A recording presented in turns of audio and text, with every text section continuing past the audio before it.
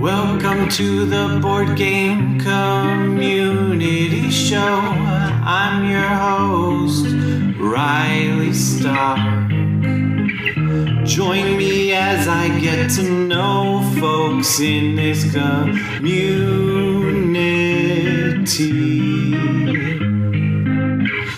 They could be designers or streamers, podcasters, YouTubers, publishers, whatever. Really anything with an "er" at the end of its title is welcome here on the Board Game Community Show.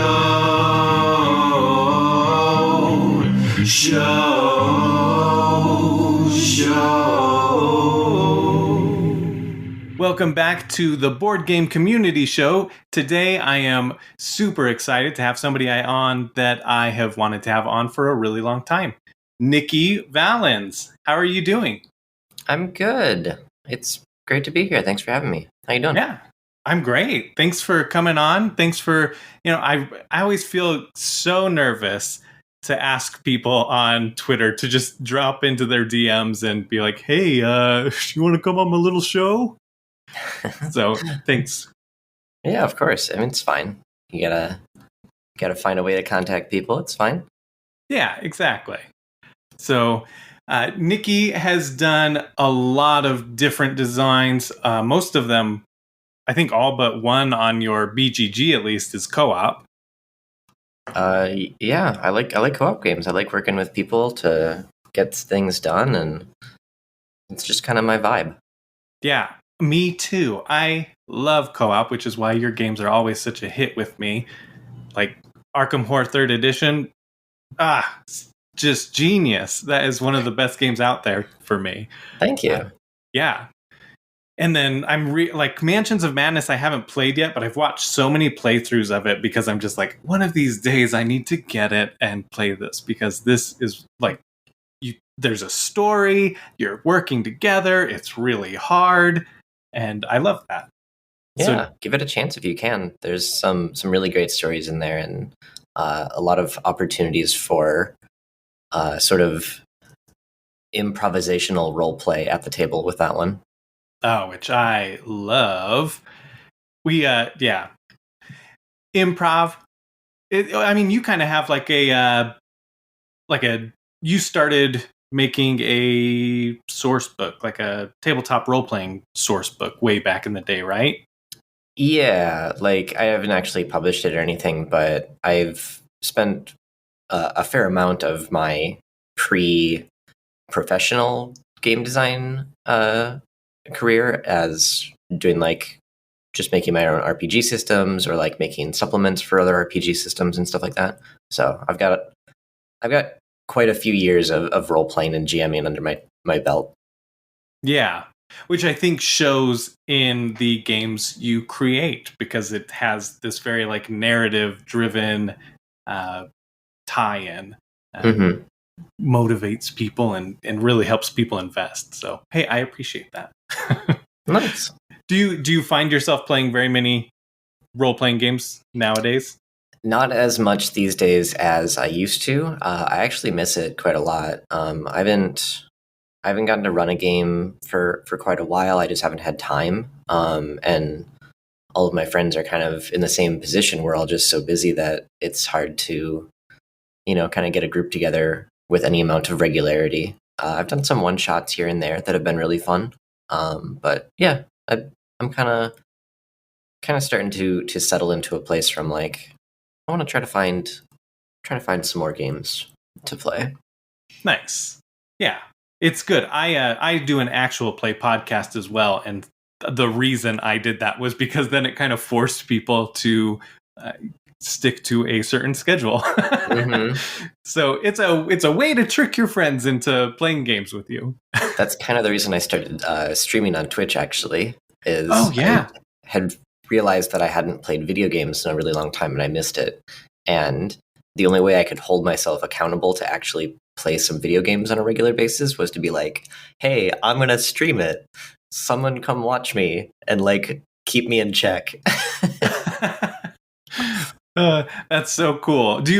Have you been streaming for very long? I didn't look at how long you've been doing it. I've been streaming for about a year now, but yeah, it has been about a year now. Only the first couple months of it were just kind of like a little bit more scattershot, and then I made a push around New Year's, like leading up to New Year's, to try to get to affiliate, and so I just streamed a whole bunch and got some followers and some subs, and I've just kind of been doing my twice a week streams ever since then.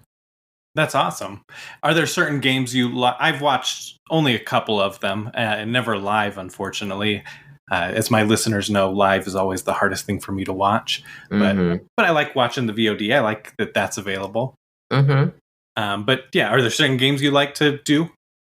It kind of depends. Like, I kind of just have been playing whatever just strikes my fancy. I played Breath of the Wild for a long while there because I was just kind of like getting back into I don't know, that game is just great. So like, Yeah. being able to play it again was just really fun and kind of re-experiencing it. But I've been playing some puzzle games, some tactical games. There's kind of a lot of different things. Just kind of whatever kind of pops up and catches my interest. Yeah. I know one of the ones I recently watched, to check it out before we got this interview going, was the Cadence. What is that called? Cadence of Hyrule? Yes. Yeah. Yeah. It's like a crossover between Zelda and Crypt of the Necrodancer. So it's like a tactical exploration roguelike type of a game.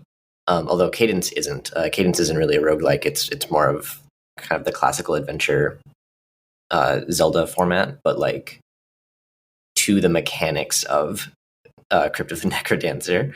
So it's very like every step that you take, all of the enemies will also do something. So it's kind of this like almost chess-like tactics combat where you have to like think about what's going to happen every time you make a move and be thinking a couple of moves ahead so you don't get yourself stuck in a corner or something. It's pretty cool. Oh yeah, I loved watching you play it because that fascinated me. I knew like the concept and I had seen stuff for it, but after watching you play it, I was like, should I get this game? I probably should get this game because I love that like tactical feel to it. Mm-hmm. So like Crypt of the Necrodancer is actually rhythm based. And Cadence of Hyrule is that same way. I've just gone into the accessibility settings and turned off the rhythm mode because it stresses me out way, way too much. So I've just been playing it sort of as a turn-based game, basically. But that's because I downloaded a demo forever ago, and I was like, "Holy cow, this is weird and weirdly hard." Like, I'm even a musical person, but I'm having a hard time because you have to like kind of keep with the beat, right? Yeah. Every move that you make, you want to make it to the actual rhythm of the music, and the music in this game is phenomenal. If you haven't, like, if anyone listening to this hasn't heard the soundtrack for Cadence of Hyrule, go find it somewhere because it's incredible. Great working music. But yeah, so like every step you take, if you do it on the beat of whatever the background music is, it kind of builds up this meter that makes your attack stronger and gives you like extra defense and stuff. So like the more on the beat you are, the better you'll be able to just kind of perform overall. And then if you ever like make a move that's not within the rhythm, or I believe if you take damage, it'll like just kind of like annihilate the meter that you've built up so far. So you have to kind of like rebuild it from scratch. So it's a little bit like you get into a really good groove with it. However, I'm not super good at that part of it. So it just stresses me out way too much. So I just had to turn that off so I could just kind of enjoy the art and the music and the kind of interesting puzzles and stuff that it gives. Yeah. Oh, absolutely. I didn't know that was an option, so I may have to try that. My wife always teases me because I'm like, oh, I like to play video games to relax, and I'm always yelling at the TV or something like, oh, come on, like Mm-hmm. I jumped, you know, and she's like, that doesn't seem very relaxing, but it is Mm-hmm. to me. Yeah, and I say this all the time, like regarding board games, especially like house rules are there to make the game more fun for you and your group. Like it's important to, enjoy your games. That's what you're playing them for, usually. So Yeah, whenever people are kind of hesitant about, using house rules or changing a rule that they're not really happy with in a game, I always am very vocal about just like, yeah, just do it. Like it's your game. You can do what you want with your game. So it's really nice that a lot of video games, especially indie games, are kind of going that direction as well, with adding some really good accessibility options and stuff for being able to play these games in kind of different ways, so that they're just more, wider audience. It's easier for people to get into them when they can kind of set their own rules. absolutely. I think for a long time, people just kind of made games, both board games and video games, that without accessibility in mind. They Mm-hmm. just, well, the audience is big enough that we don't need to be accessible to everyone. And I like that we've been growing to be like, no, we should be including those other people, everybody, that we can. Yeah, I agree. So, with that, have you, from the start of your design journey to now, have you learned certain things to help with accessibility? Absolutely, yeah. I mean, it's one of those things that I'm constantly trying to learn how to do better, and take steps towards making it true in my own games, and uh, helping to make it true in any other games that people have me work on. But like back when I started, it it wasn't something that was on my mind too much. I hadn't really considered that those were uh, things were that important. And as I kind of got more used to seeing people and playing games with people, I realized that all these things were really important, and just kind of learning all of the different ways in which you can just make games a little bit more accessible to people has been like a cool journey and a good learning experience. And it's a never ending, learning exercise. You never really are done learning how to do that. You just kind of keep finding new ways that you can just improve.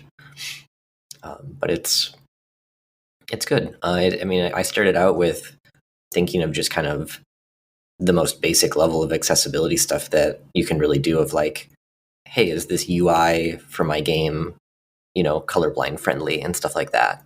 But just as time has gone on and I've worked with it more and more, just finding all of these other ways of like, how can these games just be easier to play and more accessible and everything else. Yeah, with artisans of splendent veil. I think I It's a said weird that name. right. I It's a love it very though. weird name. But it's so great. Did you come up with the name? I did, yeah. I say it's a weird name, but I'm the one that came up with it. So I love it. It's got such a fun, like you hear that and you're like, okay, well, what's this? But it has a lot of colors, really fun art. Did you find color blind issues in that? Did you have to? Do you know if you had to rework that much, or the artists? so a lot of the art and stuff in that isn't like as functional. I guess like the board art, the environment art is more functional, which we did work on, like making sure any iconography or borders and stuff that are in the art itself for the boards is very distinctive colors and very like they have a high enough contrast that you'd be able to see Oh, those okay. regardless of like what kind of color vision restrictions you have or anything else. Yeah. um, but otherwise, like that whole game is I guess there is quite a few mechanical art pieces in that, because there's even like parts of the maps and environment images where you're like searching for things in them as well. I did a lot of interesting things in that game. It's been a little while since I've finished it. Just kind of like thinking back and forgetting all of the things that I did. Uh, yeah, yeah. That one unfortunately isn't as accessible as I would have liked it to be, because there is a lot of reading in it, and because you have a different book for each character, you are kind of expected to have to read your own text. So it's potentially going to be a little bit harder for any of the younger players that um, can't keep up with kind of the reading comprehension level that's there, or unfortunately, like things like dyslexia or something are going to be a fairly big challenge for this game specifically. But Yeah. I was trying to find fonts and stuff that we could use that would be at least more readable. There are fonts out there that are a bit better for dyslexia in general, but it's really hard to find just a cure-all font for something like that, because everyone who has dyslexia, it affects them slightly differently. So there's some fonts where a lot of people will be like, oh yeah, this is so much easier, I can read this really well, and other people will just be like, nope, still useless, can't read that.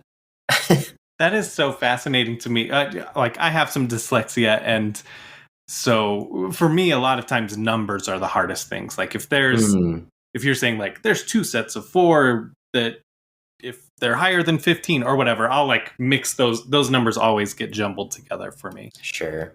And it's so weird because my brain sometimes doesn't even catch it, and somebody will point it out and be like, what? And then I'll go back and read it very slowly, and it's like, oh my gosh, like 100%. I believed that I read it, right. Mm-hmm. But I've never explored the different font thing. And even just, how did they research all that? Like, how did they discover, hey, this person can read this same thing better in a different font? Because if I were to read, something in a different font, if I was reading the same thing in a different font, I guess I would already know what it should say because I experienced it once. Yeah, I'm not sure how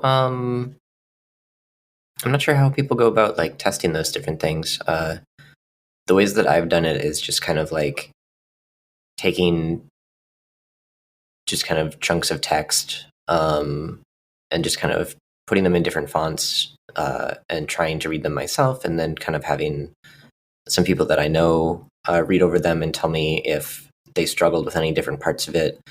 I've noticed in kind of doing my research about dyslexic friendly fonts, it has a lot to do with like the size of similar shapes and loops and things. So like a lot of English letters, for instance, will have like some form of circle or loop or like a tail or something in them.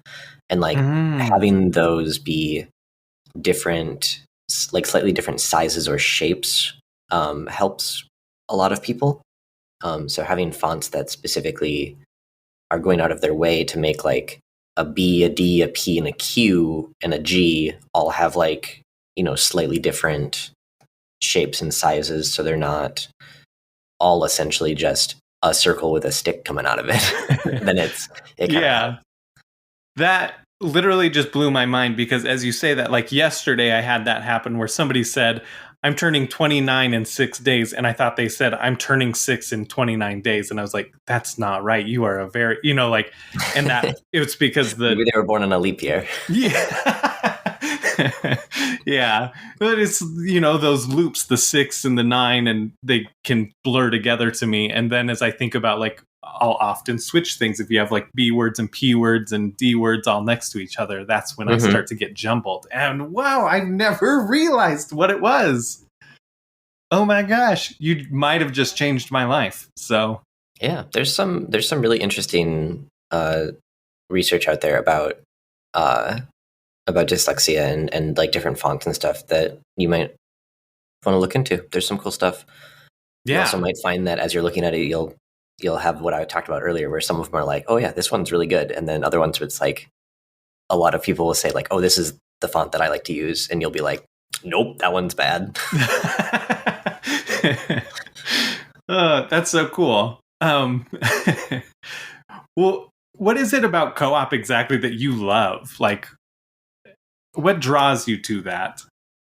It's a number of factors. The main one is just kind of like I really like working together with my friends or family to kind of accomplish the same goal.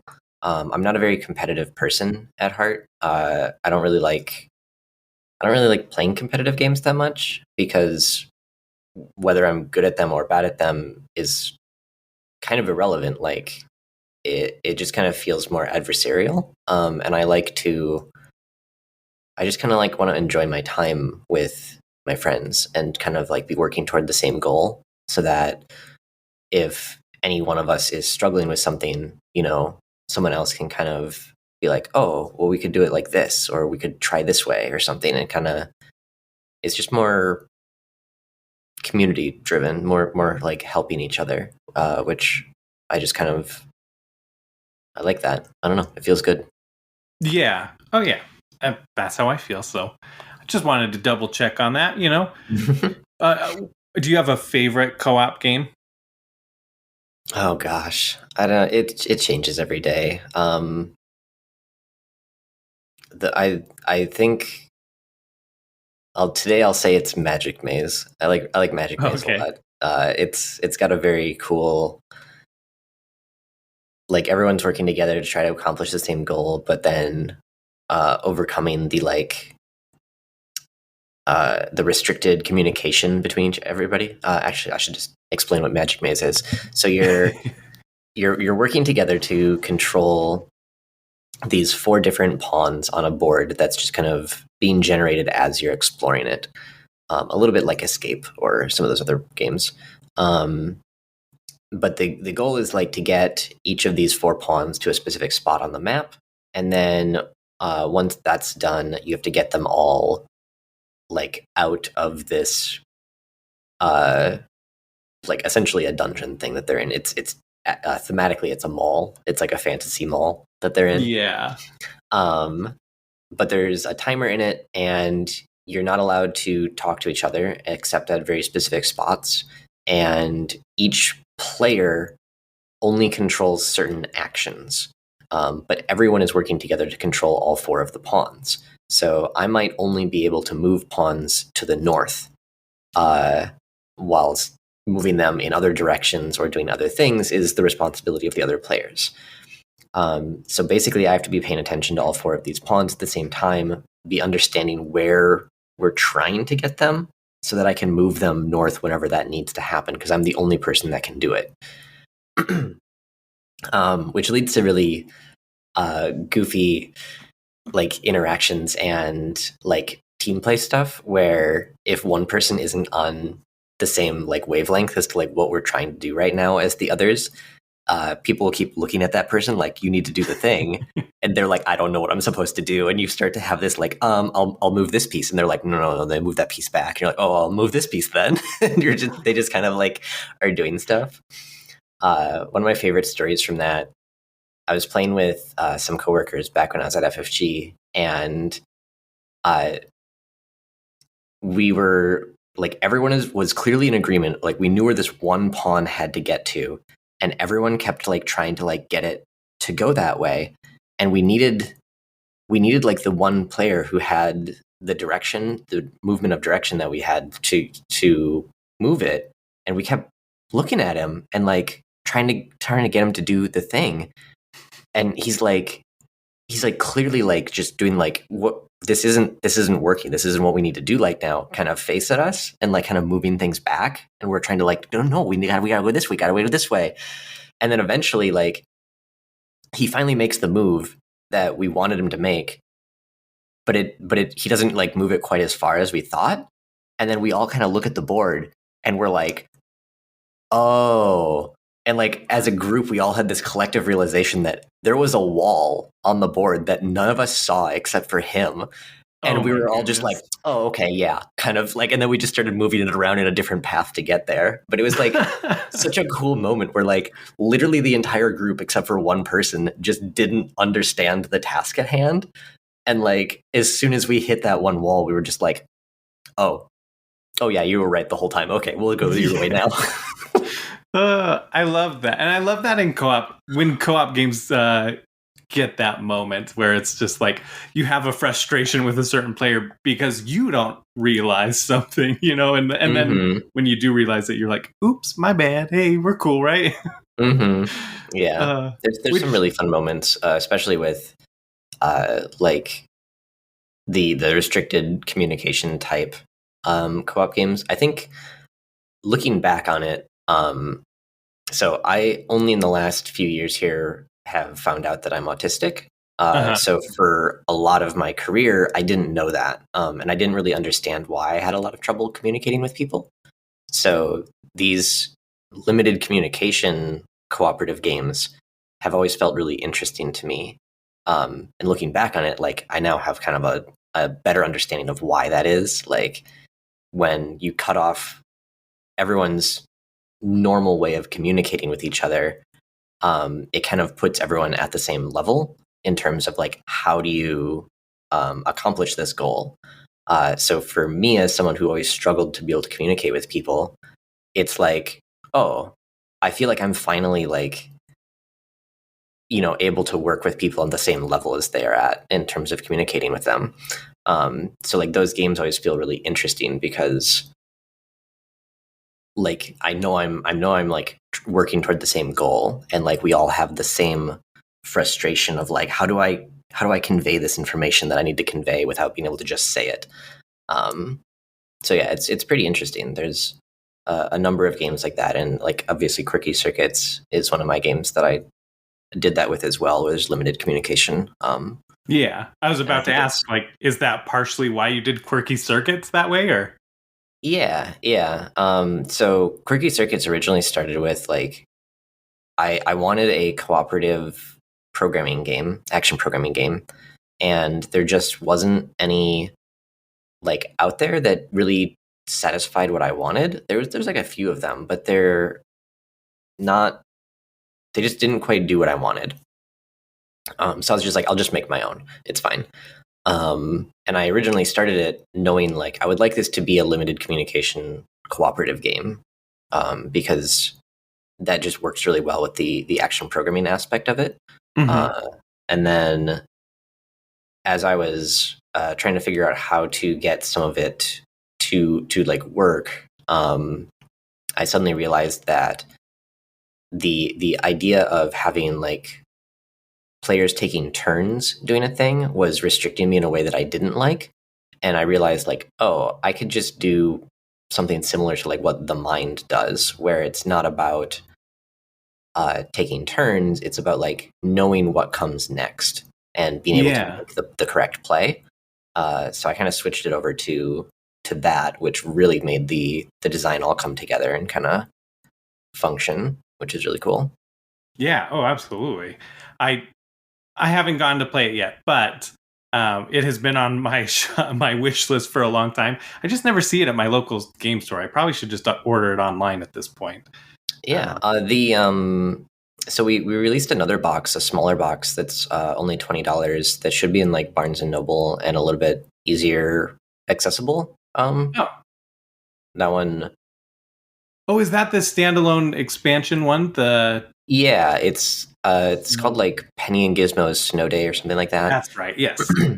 So it uses Gizmo as one of the robots from the original version of the game, which is a Roomba with a cat riding it.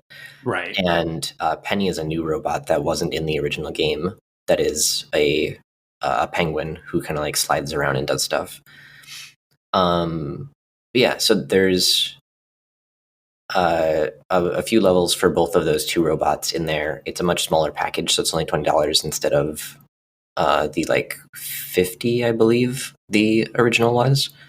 So it's a little bit easier to get into. And I tried to design the flow of like what levels you're getting. Like like each page that you turn, if you just did it in the book order, is a little bit more like teaching you the concepts of the game as you go. Whereas the original release, I didn't really do that as much, and I think the flow of the game and learning the game suffers as a result. So I'm really proud of kind of the design of this smaller version of it. Yeah, that is really fascinating to hear, and I've heard that from a few designers, especially with co-op games, where after the fact they realize I should have reorganized stuff or provided some sort of like play it in this order to help progression. But yeah, I'll definitely have to check that one out. I mean, I would happily spend the full price because I've never heard a bad thing about this. But actually, one of my past guests, who do you prefer? Some people prefer autistic, and some people prefer has autism. Do you have a preference? I just go with autistic. It's fine. Okay, cool. I just wanted to check. So my friend that has is autistic, and this is his favorite game. Is Quirky Circuits. Oh, cool. Like, I love it because like it's so fun and funny, and that the interesting moves and like trying to guess what people are doing, and it kind of puts everybody in at the same level as me. Where like I don't always necessarily understand certain things, and in here nobody else does either. So yeah, everybody's trying to understand logically. That's really cool. That it's kind of the same thing that I was talking about. Yeah, exactly. So when you were talking about that, I thought about that friend, and I was like, oh, that's brilliant. But then also other friends talk about just how much they laugh and love the joy this game brings them. So I think it'll be a hit for me and my wife. Plus, a cat on a Roomba, right? You know. Do you have say pets? No to that? Yeah, exactly. I don't have any pets right now. My apartment doesn't really allow them. I'm also, I don't know. I'm not really in a place in my life right now where I'm like, I want to feel responsible for another living creature.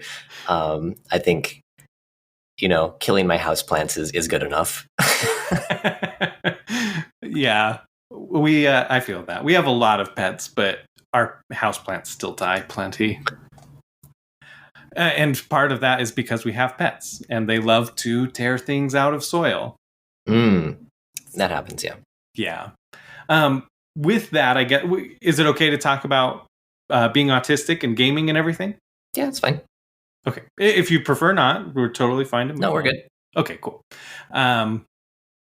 So do you find... I was curious about this the other day with like RPGs and stuff, where do you prefer leading a game or being a player? I think they're very different experiences. I like doing both of them, but I tend to approach like each side of it in a very different way. If I'm running a game and kind of like making the content myself, I do it a lot more similar to how I design like board games, where I try to like have a bunch of stuff prepared ahead of time and be able to just kind of provide the players with like interesting story and interaction moments and puzzles and stuff like that. But it definitely takes anyone who's GM'd or tried to GM knows it takes a lot of time and effort to like continuously run a game. Yes. But when I come into a game as a player, I tend to just not worry about a lot of that as much. I just kind of like I'm kind of just there to like to improv and to be a part of the story in whatever happens.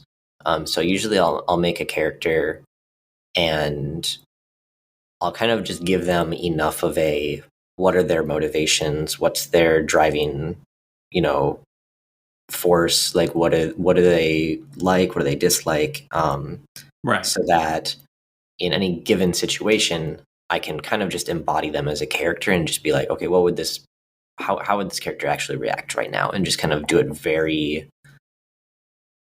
in the moment type of reactions and stuff, instead of trying to think too far ahead about different things.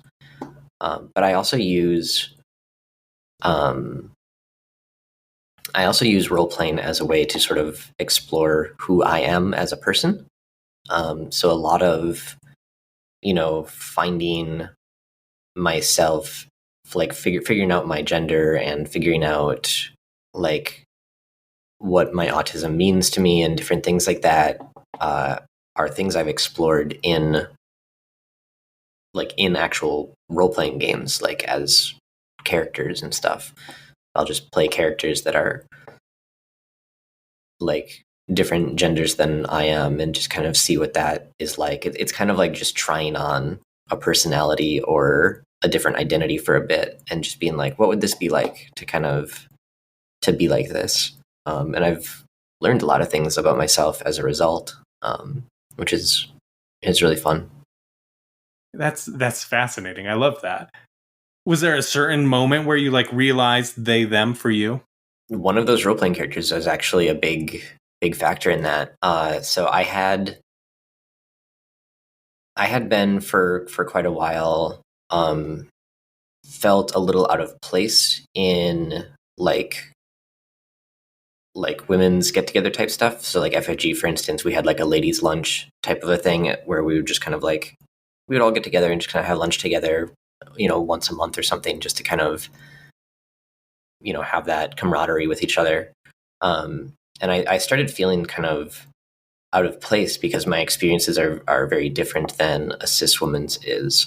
And around like a little bit after kind of I was feeling that for a while, I had an opportunity to create a character that could just be non-binary and go by they them and just kind of experience what that would be like to be in my friend group and have people using they them pronouns with me, and it just felt more right, like more like I felt more comfortable in it.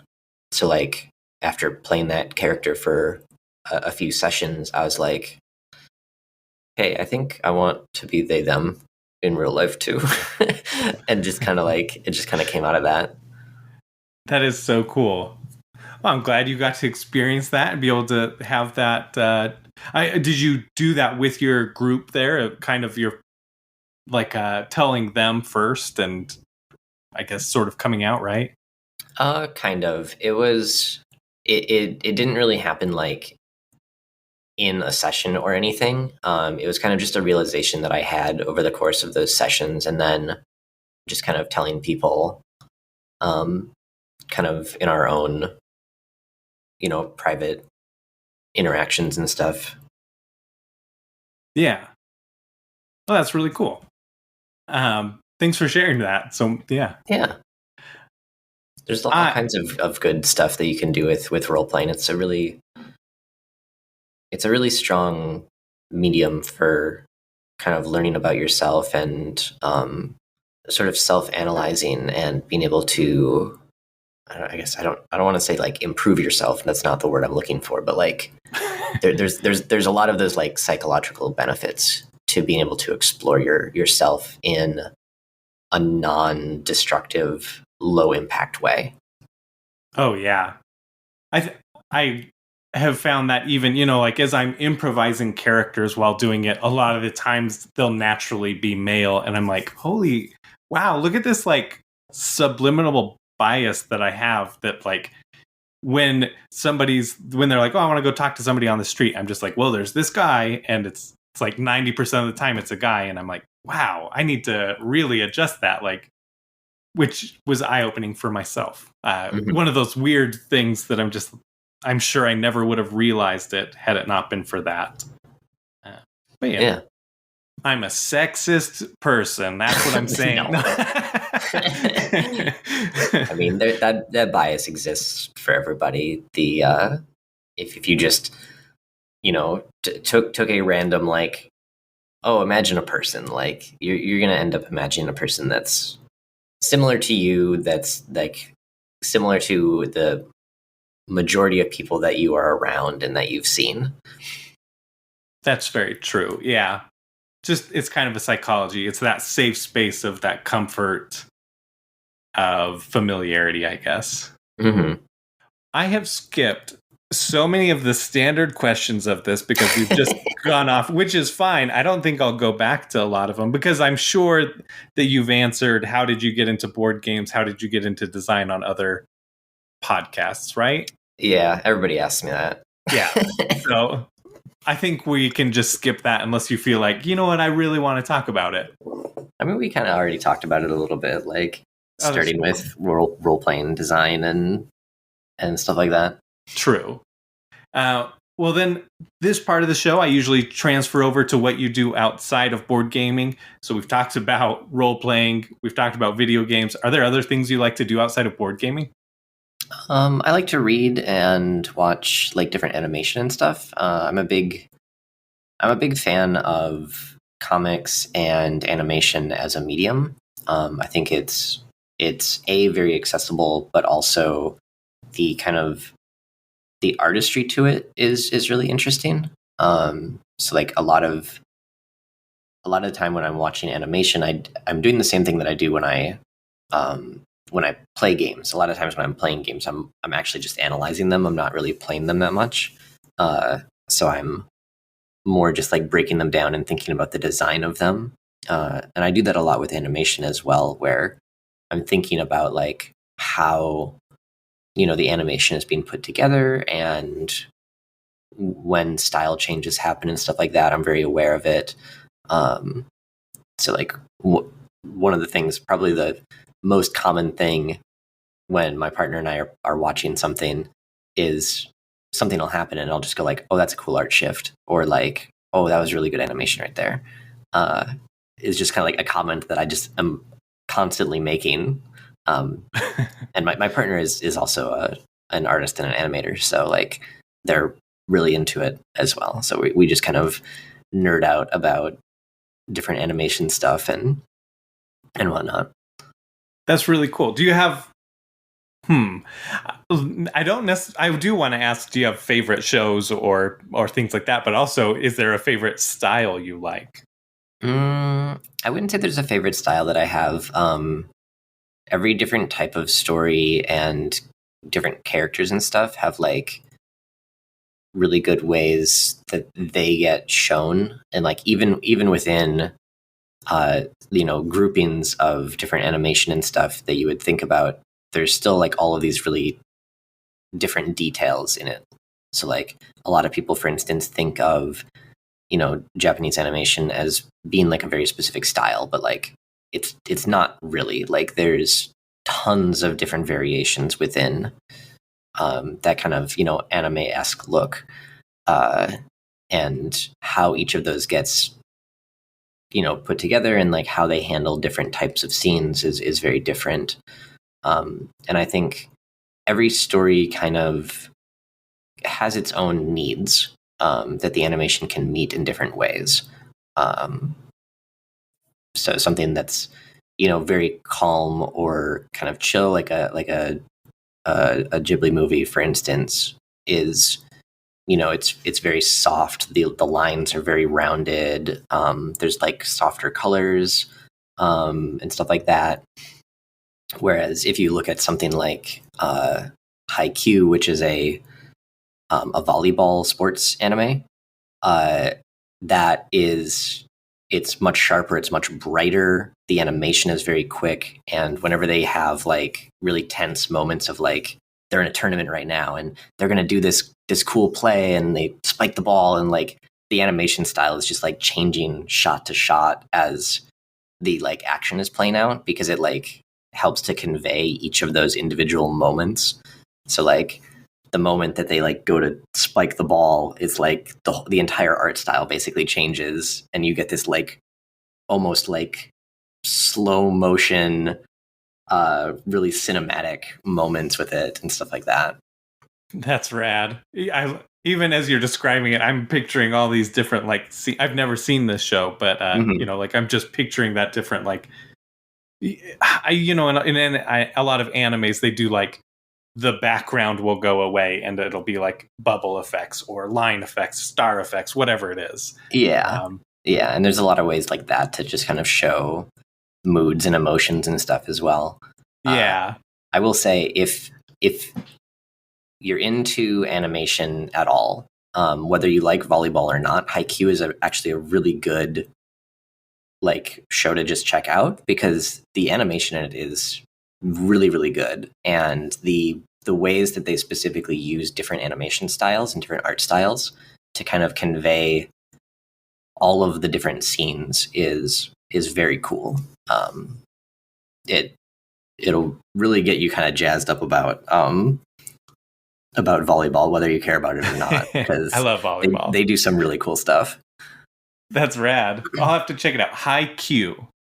Yeah. Like just how do you it's I have to type it so that I can try to remember how to spell it. So the romanization is Haikyuu. Okay. That I would not have gotten that. I was thinking it was going to be like, high school Q, something like that. But nope, way off. It's the Japanese onomatopoeia for spiking the ball, I believe. Oh, really? I think that's what it is. Like that, like I don't know. Do they say that while they spike the ball? No, it's just like slam or bop or all those the different like things that show up in like superhero comics. Pow! Yeah. Thwip. That's awesome. Well, cool. I'll have to check that out. Are there other things you enjoy doing outside of those? I like gardening and stuff. I say that I kill my houseplants, but at this point, I really only have one left that I've kind of figured out how to actually take care of it. We're just in an apartment, but we have a balcony, so I've got like a flower box outside that I do a little bit of gardening in spring and summer when I can. I like greenery. I like being surrounded by just nature. Yeah. Oh, that's great. We lived in the wrong way facing apartment. I can't think of the direction right now. So we could literally, like our balcony, we'd put things out there. Nothing would grow.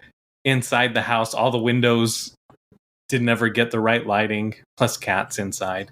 So we just never were able to grow anything. Our balcony is east facing, but doesn't get doesn't get like a lot of good light from the south.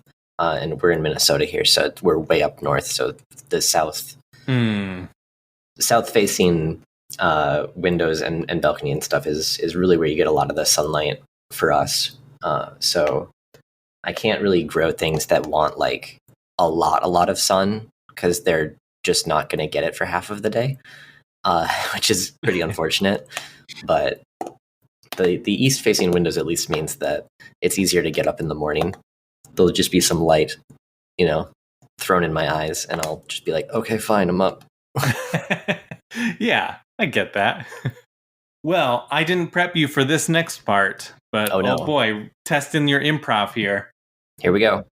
So this part of the show, we do ridiculous theme. We both come up with a ridiculous theme for a board game. And it doesn't mean it's like a bad idea or it's just something silly or something you think would be a crazy theme for a board game. So I've had this idea for a while, and I don't even know what it means. And I've never even taken the time to figure out what it means. But I have in my notes a board game that is essentially just a Renaissance painting. Oh, okay. I have literally no clue what that means. It's just there. It just lives in my head. Like already, I'm picturing some Renaissance style paintings. Do you think because those would be copyright free, public domain. But yeah, you could use a lot of that artwork. I almost go to, like, wow, I am blanking on so many things. What's that treasure hunting movie with Nicolas Cage? National Treasure. National Treasure, yeah. Yeah, where like you hide clues in these paintings that you have to like find together and maybe string them together in a certain order to mean something. I don't know. Yeah, a little bit of like escape room type puzzles. Yeah. Part of me wants to have it include like jigsaw puzzles in some capacity. That could be cool. I don't know if there's like a way you can do like multi-layered jigsaw puzzles where like you're painting over the thing as you're going, basically, as if you're like building up layers of paint in this painting. Yeah. Well, I wonder with things like oh my gosh, how am I forgetting names? The one with the clear thing, canvas. I don't like the thing that you're painting on, like a canvas. What's the board game? Oh, with the clear cards. Yeah. Well, I was even thinking like doing double layer punch board is a thing that we do in games sometimes, like to get different effects. But, like being able to literally do that, where like it's multiple layers of the punch board. Basically, imagine if you took like a jigsaw puzzle and you just put it down, and then you put another jigsaw puzzle on top of it and just glued it down, and then like you were able to break up all those pieces so that you have like you're like building the bottom layer of the jigsaw puzzle that's on the table, but there's enough of these pieces, like another piece essentially stuck to it that's one layer above that. So it's like it's part of that bottom layer in terms of the art, but you can still attach more pieces to it to kind of like create something that's over top of the original layer. That is pretty mind-blowing. That would be really cool. I love that idea. See, that's way more innovative than what I was thinking. So I wonder if that exists. That might exist already. I'll have to look for that. That's a really neat jigsaw puzzle idea. Yeah, it really is. It's funny how often, like, I had a game that I did like a quick prototype and I took it to my design meeting the other day. And I was like, I've never seen a game like this. And then they named like 4 games that use the same type of thing. I was like, well, that's cool. Yep. That's how it is.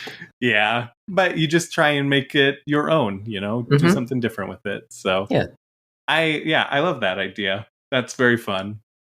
Mine, because we were talking about, killing plants, I could almost see like a Toy Story-esque style game where you're houseplants that have bad caretakers. And so you're trying to like move yourself a little bit to get the most light, or like extend your roots over and put like a leaf up in the sunlight somehow, just something like that. Moving plants.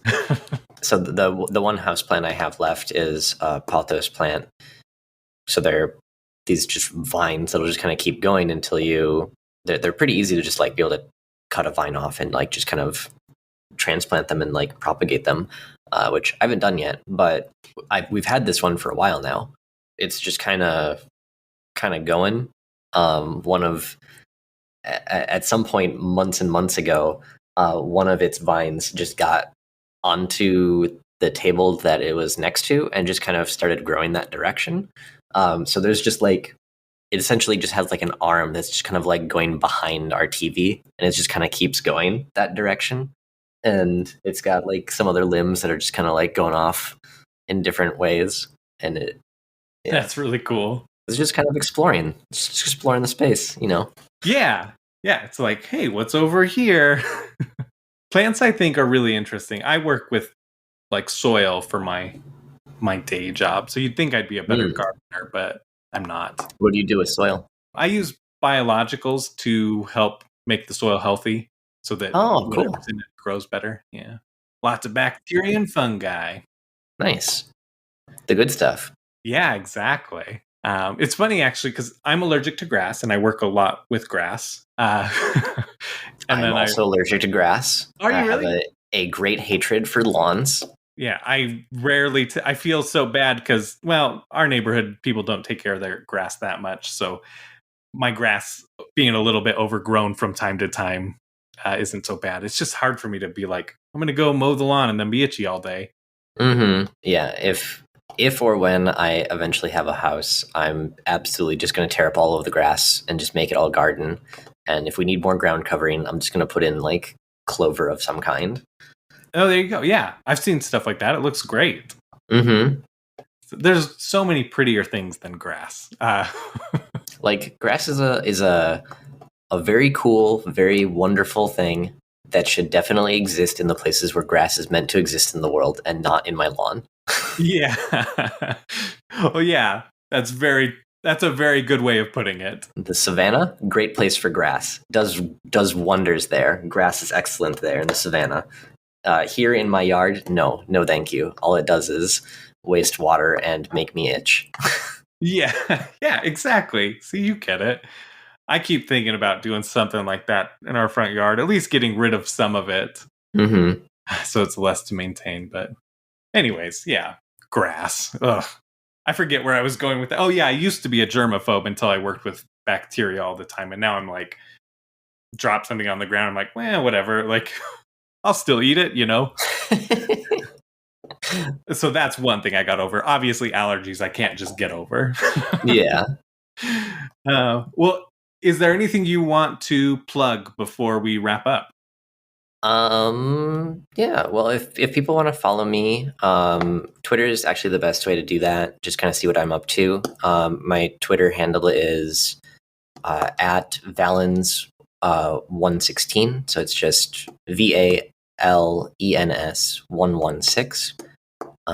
That's pretty much the easiest place to kind of see what I'm up to, or just kind of chat at me if you want to. I also have been doing some streaming. So I'm on Twitch at Balanced Breakfast. It's like balanced breakfast, but with a V, because I'm a pun-obsessed weirdo. I love it. It's great. It makes me smile every time I see that hashtag balanced breakfast. I'm like, yeah, I dig this. I stream twice a week, which isn't a lot, but it is enough that like the notifications probably get annoying. So I hashtag all of my stream announcements in case anyone just wants to mute that because they don't give a shit about that stuff. Oh, interesting. That's a smart reason to like. Yeah, I mean, people are following me for like the board game stuff, and they don't want to watch me play video games. That's fine. Yeah. But yeah. Also, Artisans of Splendid Vale is coming out very soon. We would have hoped that it would have been already out, but there was some delays with everything going on. So hopefully it should be coming out within the next, I hope the next month here. But yeah, you can check that out. It's still available for pre-order and everything. You can pre-order it directly from the Renegade Games website. So Artisans of Splendid Vale, if you want to check that out, is a cool cooperative story game that's very character-driven, very, very role-playing inspired, as well as different like storybook and just kind of cooperative tactical type stuff. I'm really excited. I think that we got like a fairly new game group that I think will love this. So yeah. And then also, since I mentioned it before, the Quirky Circuit Snow Day, which is a standalone, is available in Barnes & Noble and should be available in other places as well. Perfect. Love it. Any tease as to what comes next? Do you know yet? I don't think I should say anything too specific, but I will say that originally when I started working on Artisans, I was trying to figure out how to make a roguelike game concept work in board games. And obviously Artisans did not become that, but I haven't quite dropped that desire just yet. So I'll just leave it at that. Thank you so much for listening. Thank you, Nikki, for coming on and chatting with me. That was an awesome conversation we had. I'll try and go over the rest of my stuff really quick. Huge thank you to both David Rodriguez from All Games New and Old and to Chris Barrows from the Tabletop Express. They both had pushed me to ask Nikki Valens on the show, and I was so nervous because from the very beginning, I wanted to have Nikki Valens on because I just admire them so much. And I wouldn't have done it without that push. So thank you. I've got some more exciting guests coming up. I don't want to jinx it and say it and then have it not work out, but I'm excited for future interviews here. And speaking of All Games New and Old, a couple of weeks ago, I got the opportunity to go onto his channel and he interviewed me. And then we had a fun, silly debate about whether miniatures or acrylic standees were better. So you should go check that out over on his YouTube. I'll provide a link in the episode description. Another thing that I do with David from All Games New and Old and Tim from Board Game Hot Takes and then Ryan from Mr. Rao Gaming is that once a month we get together and we play a game on BGA and stream it. and it is so much fun. You can go back and watch the last one we did was just earlier this week. We played Space Base and Race for the Galaxy. And it was probably the most entertaining one we've ever done because we were all just on one that night. It's very fun and funny, lots of great conversations. So go check that out. Again, link in the episode description. And there will be a link to the Artisans of Splendent Vale pre-order page. So if you're interested in that, go check that out. And there's almost always links to my guests' social media or their projects in the episode description. So you can always just go and check there. And then, as always, there's my other podcast, Friend and Foe Adventure Co.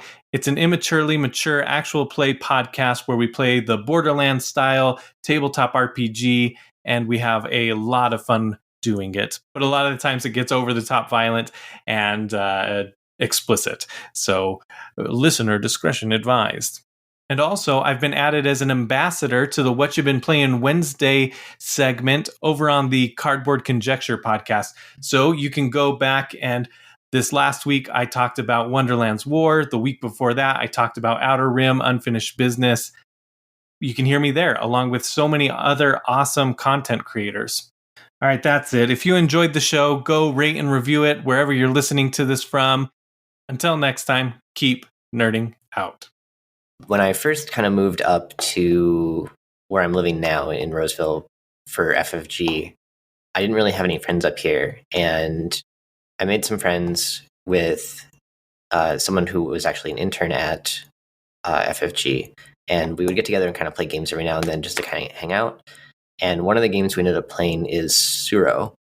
But because I like cooperative games, we just kind of developed a cooperative version of Suro where it's essentially the same game, but you're trying to get everyone to survive until the end.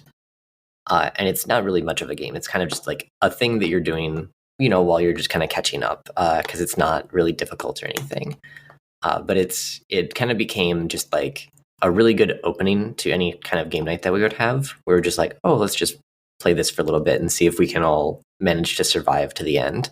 And it's such a low impact and just kind of like calming thing to do with friends that I actually implemented something like that in Artisans. There's a scene where the characters in Artisans are kind of doing something similar to that, where they're just kind of playing some board games together just to be friends with each other, essentially.